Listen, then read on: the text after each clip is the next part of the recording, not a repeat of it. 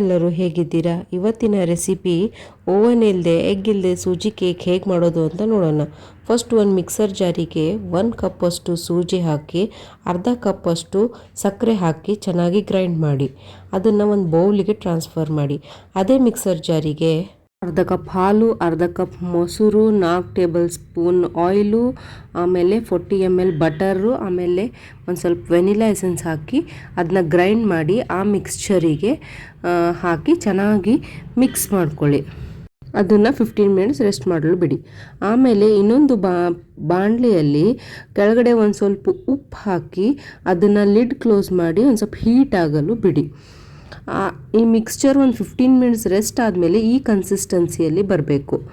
ಆಮೇಲೆ ಇದಕ್ಕೆ 1 tea spoon baking soda, ಆಮೇಲೆ ಅರ್ಧ ಟೀ ಸ್ಪೂನು ಬೇಕಿಂಗ್ ಪೌಡರ್ ಹಾಕಿ ಚೆನ್ನಾಗಿ ಮಿಕ್ಸ್ ಮಾಡಿ ಅದಕ್ಕೆ ಟೂಟಿ ಫ್ರೂಟಿ ಹಾಕಿ ಮಿಕ್ಸ್ ಮಾಡಿ ಆ ಕಂಟೈನರಿಗೆ ಹಾಕಿ ಆಮೇಲೆ ಅದನ್ನು ಬೇಕ್ ಮಾಡಲು ಬಿಡಬೇಕು.